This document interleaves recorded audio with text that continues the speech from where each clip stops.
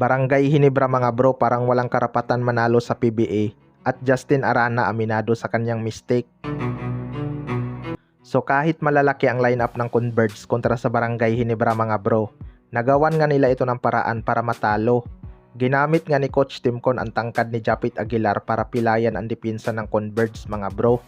Naging sentro nga sa atake ni Japit Aguilar ang bigman ng Converge na si Justin Arana. Kaya first half pa lang nakuha na nito ang kanyang 4 na foul. Ayon nga kay Justin Arana mga bro ay ayaw niya daw gumawa ng excuses sa kanilang pagkatalo. Aminado nga ito sa kanyang mga mistake kaya babawi na lang daw sila next game.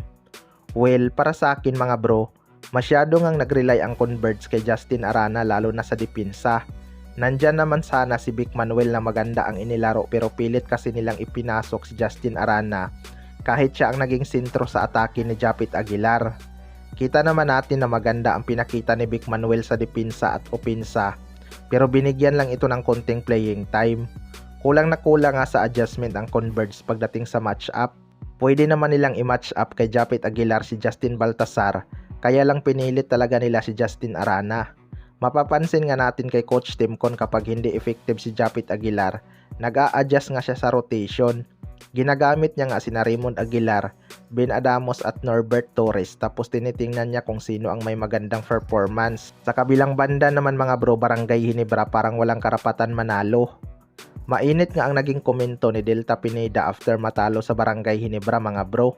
Para kasing pinapalabas niyang dinadaya sila sa tawagan ng referee kaya na foul trouble daw ng maaga sina Justin Arana at Alex Stockton. Marami namang nagtatanggol sa Barangay Hinebra lalo na ang kanilang mga fans.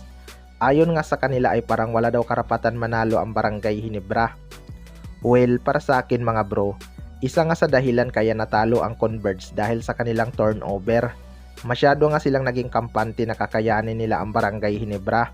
Kaya lang kung titingnan natin, ibang-iba nga ang naging laro ng Barangay Hinebra ngayong quarterfinals kaysa noong elimination rounds. Mas ganado nga silang bumawi at sinasabayan nila ang bilis ng Converge. Maganda talaga ang naging adjustment ng Barangay Hinebra sa laban na to, kaya wag nating i-discredit ang kanilang effort. Nire-replay naman ng PBA ang mga tawag ng referee mga bro at kita naman natin na may mga contact talaga, kaya natatawagan sila ng foul. Kaya dapat gawin ng Converge next game, magdoble effort sila sa kanilang depensa at huwag mag-commit ng foul. May point din kasi ang mga fans mga bro dahil kapag nanalo ang Barangay Hinebra lalo na sa mga crucial game, referee nga agad ang kanilang sinisisi kesyo kumakampi sa Barangay Hinebra. Parang wala talagang karapatan manalo ang Barangay Hinebra dahil nirarason nila palagi ang mga referee. Kaya abangan na lang natin kung may adjustment silang gagawin. Kayo mga bro, anong masasabi nyo tungkol dito?